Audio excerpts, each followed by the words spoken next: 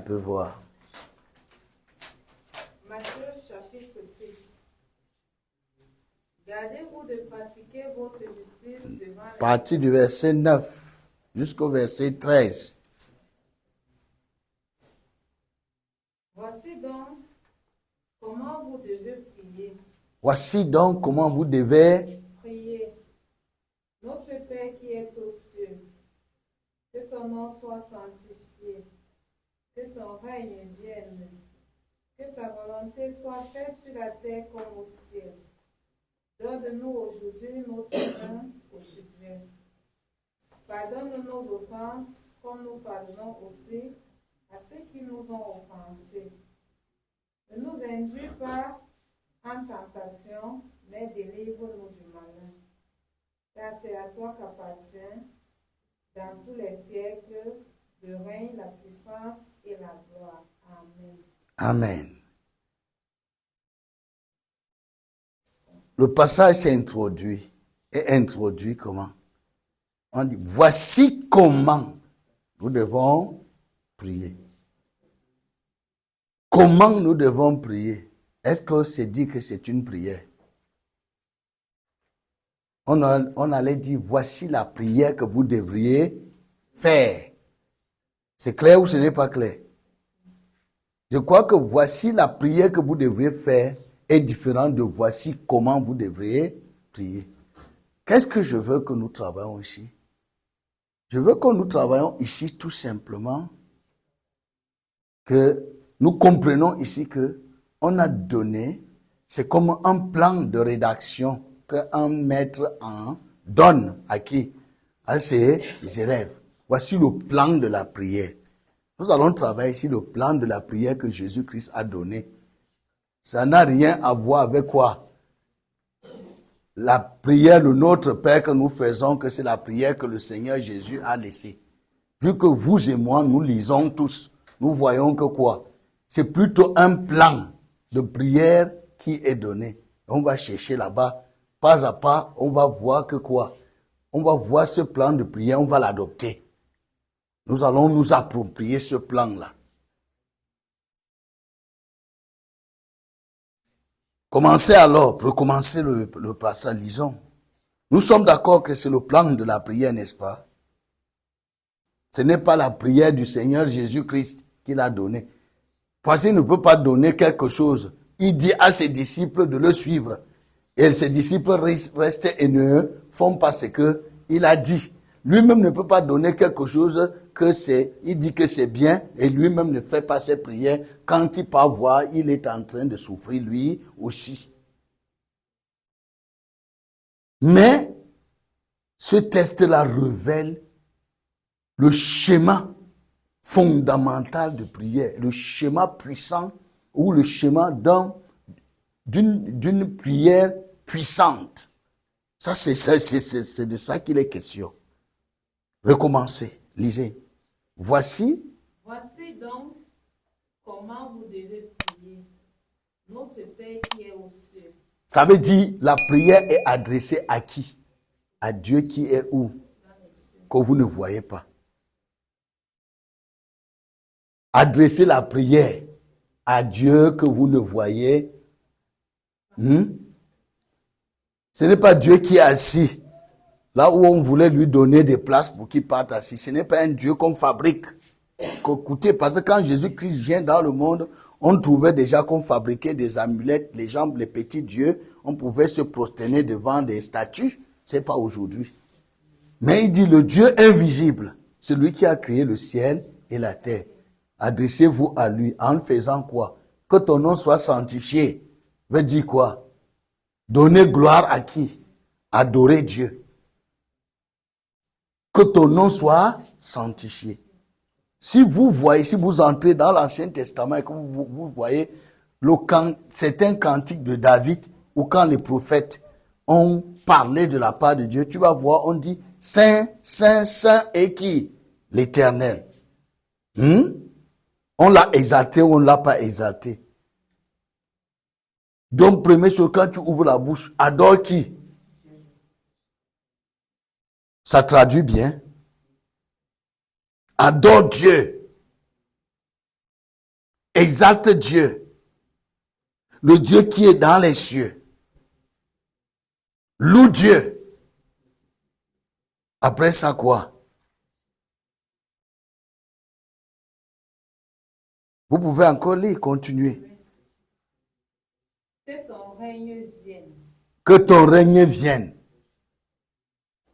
Que ton règne fasse quoi?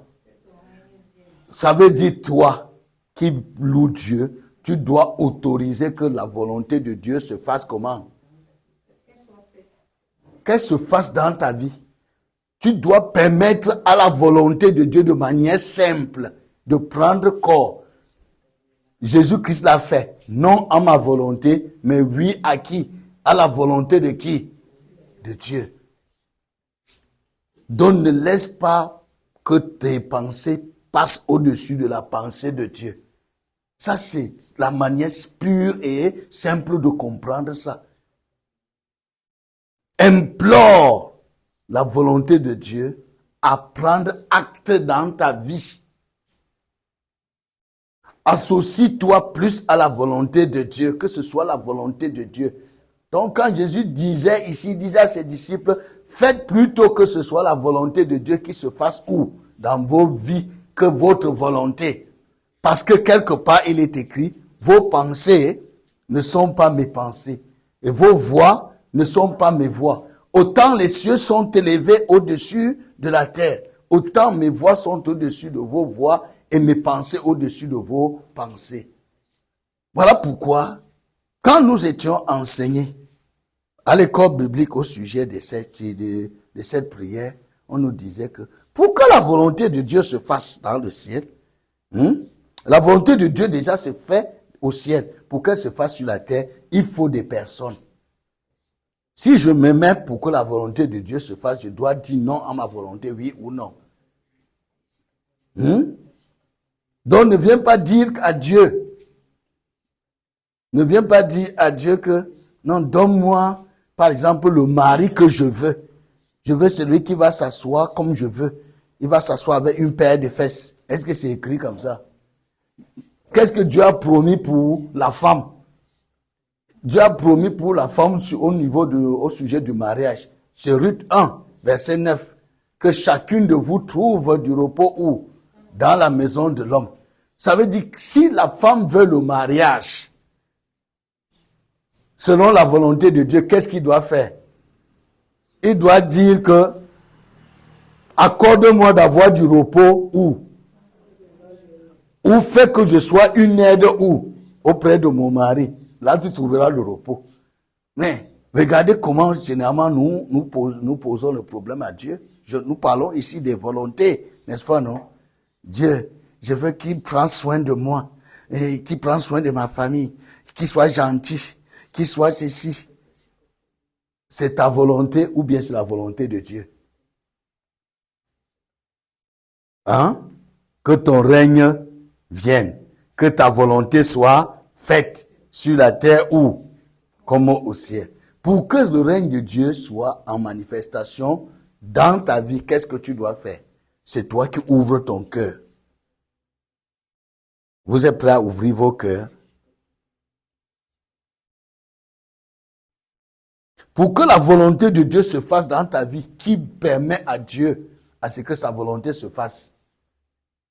C'est toi, n'est-ce pas, non? Tu veux voir ta prière exaucée?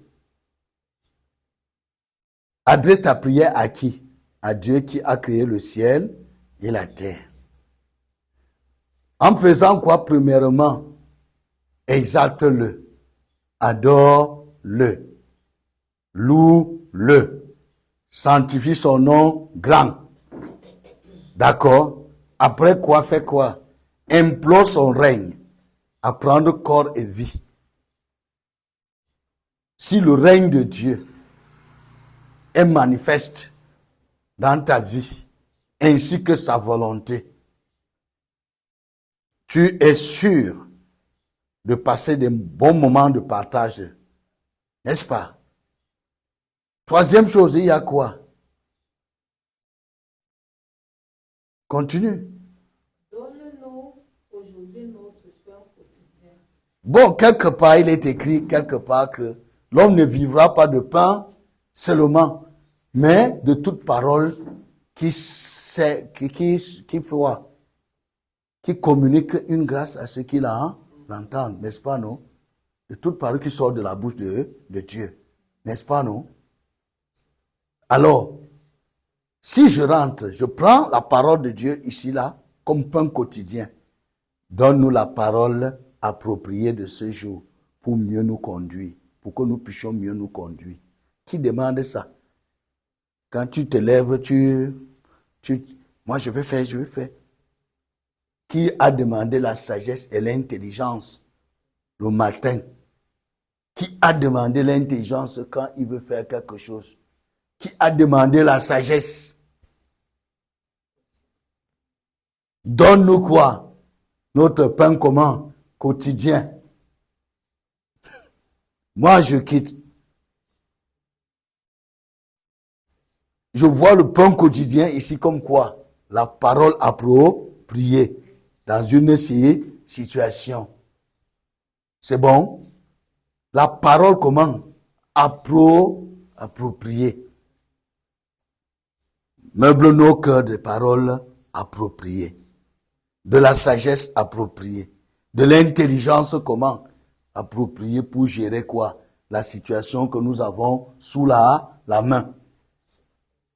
C'est bon? Maintenant, il y a quoi? Pardonne-nous nos offenses, comme nous pardonnons aussi à ceux qui nous ont offensés. Pardonne-nous quoi? Nos offenses. Comme nous aussi nous pardonnons à ceux qui nous ont offensés. Je vais prendre plutôt vers la fin. Comme nous pardonnons. Ça veut dire le pardon que Dieu nous offre est tributaire des pardons que nous offrons aux autres. Tout simplement. Quel est l'état de ton cœur, même aujourd'hui, quand tu viens ici pour prier? Est-ce que tu es sûr que tu n'as pas plié le doigt? Attends que je pas prier, je reviens. Est-ce que vous êtes prêt à pardonner? Tu veux être pardonné? Pardonne aussi ceux qui t'ont offensé. Ça, c'est ce que Jésus était en train de dire. Si vous prenez par exemple Matthieu combien? Quelque part dans Matthieu 28, je crois, hein? Ou bien Matthieu 18, verset 21 jusqu'au verset 35. Si on entre là-bas, vous allez voir comprendre ça.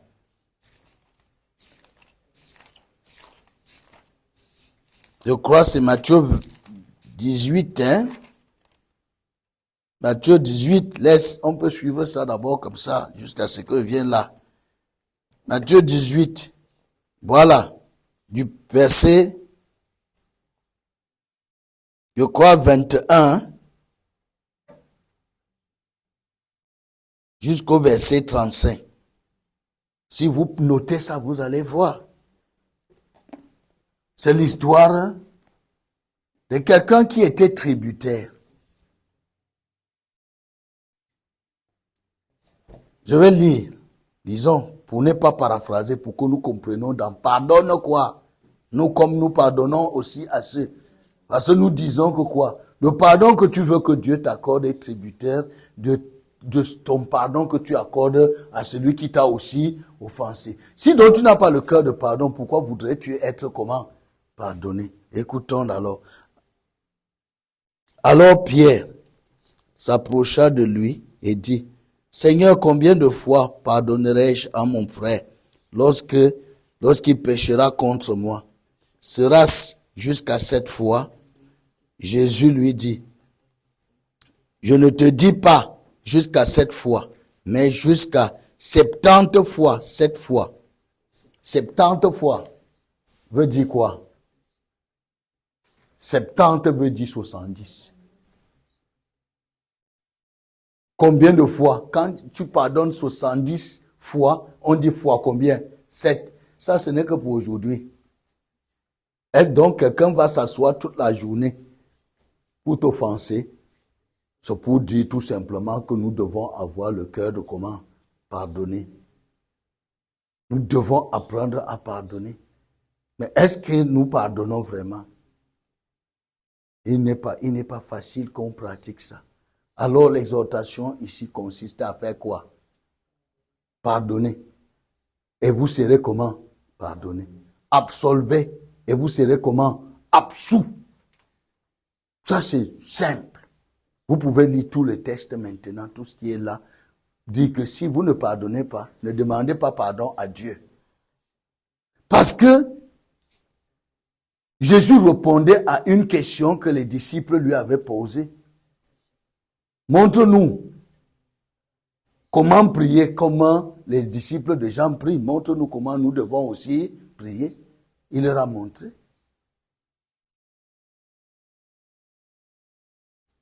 Maintenant, la suite c'est quoi?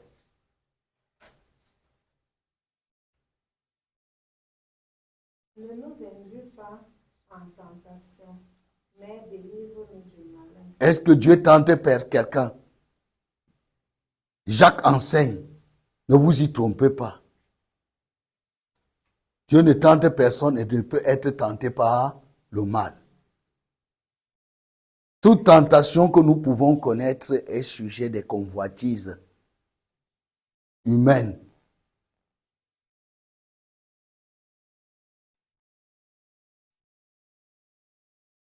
Et la convoitise étant consommée engendre quoi? Le péché. Et le péché conduit à quoi? Donc, qu'est-ce qu'il était en train de dire? De manière, c'est que quoi? Évitez les pièges. Comme on dirait, repentez-vous. Vous comprenez, non? C'est bon? Maintenant, qu'est-ce qu'il y a quoi? Qu'est-ce qui suit? Car c'est à toi qu'appartient dans tous les siècles le règne, la puissance et la gloire. Soyez reconnaissant que quoi? C'est à Dieu qu'appartient quoi? La force, la gloire et le règne. Vous, cette prière, bon maintenant regardez comme des professeurs. C'est un schéma ou ce n'est pas un schéma? C'est un plan ou ce n'est pas un plan? Si donc c'est un plan, allons voir. Nous avons dit tout à l'heure, Jésus ne peut pas dire quelque chose et faire le contraire. Ouvrez Jean 17. Lisons ne serait que Jean 17 pour voir si ce plan-ci n'est pas coupé, collé et sur le truc. Jean 17. Jean 17, lisons à partir du premier verset. Jésus qui a appris à prier le Notre Père, n'est-ce pas, non? Je veux voir s'il a fait la prière. La même prière dans Jean 17. S'il a dit Notre Père quand il était en train de partir, si c'est ça qu'il a récité. Lis-moi ça. Jean chapitre 17. Après avoir ainsi parlé, Jésus leva les yeux au ciel et dit, Père, l'heure est venue, glorifie ton Fils, afin que ton Fils te... Il a levé les yeux où? Au ciel. Et qu'est-ce qu'il a dit? Père. Il a adressé la prière à qui? À Dieu qui est où? C'est clair ou ce n'est pas clair? Continue. Selon que tu lui as donné pouvoir sur toute chair, afin qu'il accorde la vie éternelle à tous ceux que tu lui as donné. Or, la vie éternelle, c'est qu'ils te connaissent, toi, le seul vrai Dieu, et celui que tu as envoyé, Jésus-Christ. Je t'ai glorifié sur la terre. Est-ce que Jésus-Christ est glorifié? Ah, c'est bon.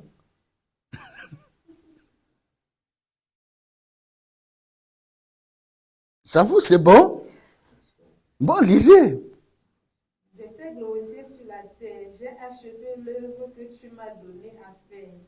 Et maintenant, toi, Père, glorifie-moi auprès de toi, de la gloire que j'avais auprès de toi avant le monde, que le monde soit. Il demande ce qui est disponible ou il demande ce qui n'est pas disponible.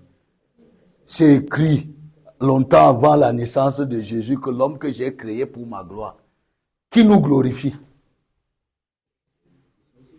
C'est Dieu qui nous glorifie. C'est Dieu qui donne gloire à son nom dans nos vies. Et nous sommes comment? C'est lui qui nous a justifiés et nous a comment? Glorifiés. C'est bon. Continue. J'ai fait connaître ton nom aux hommes. J'ai fait connaître Jésus-Christ. C'est ça qu'il a dit. J'ai fait connaître ton nom aux hommes que tu m'as donné du milieu du monde. Il était à toi et tu me l'as donné. Et ils ont gardé ta parole. Maintenant, ils ont connu que tout ce que tu m'as donné vient de toi. Car je leur ai donné les paroles que tu m'as données. Il a enseigné lui-même. Voilà pourquoi, quand vous voyez là où on a dit la parole de Christ, on parle l'enseignement de la parole de Dieu donnée par Christ. Ça, c'est la traduction simple de la parole de Christ. Même l'évangile qui parle de Jésus-Christ, ce n'est pas Jésus qui a écrit. C'est les autres personnes qui ont rendu témoignage de ce que, qui est Jésus-Christ, des activités que Jésus-Christ a menées. Cependant, qu'est-ce que Jésus-Christ lui-même a fait? Il a enseigné quoi? La parole de Dieu.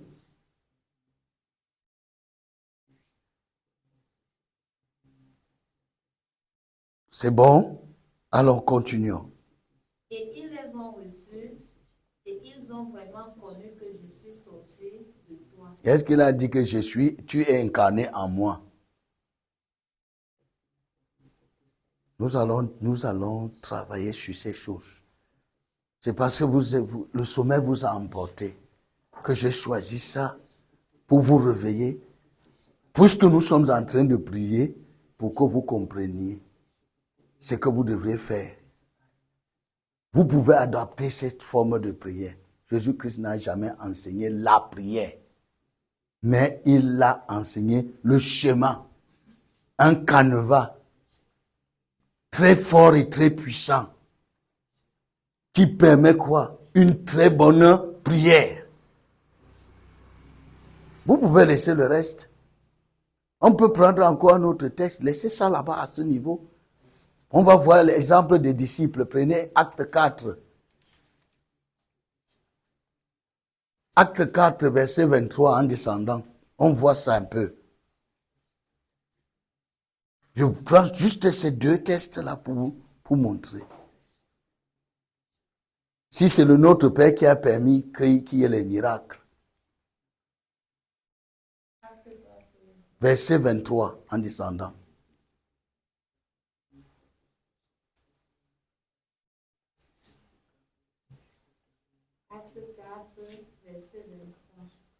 Après avoir été relâchés, ils allaient vers les leurs.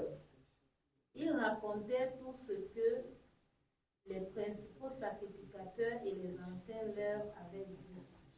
Lorsqu'ils l'eurent entendu, ils élevèrent à Dieu la voix tous ensemble et dirent: Seigneur, toi qui as fait le ciel, la terre, la mer et tout ce qui s'y trouve. Ils ont adressé leur prière à qui?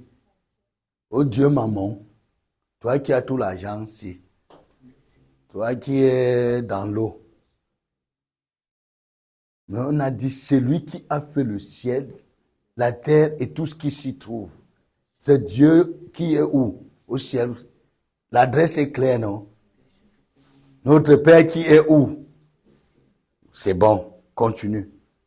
C'est toi qui as dit par le Saint-Esprit, par la bouche de notre Père, ton serviteur David. Pourquoi ce tumulte parmi les nations? Ils ont cité Dieu au mot. Ça veut dire redonne à Dieu ce qu'il a dit. Dis à Dieu ce qu'il a dit.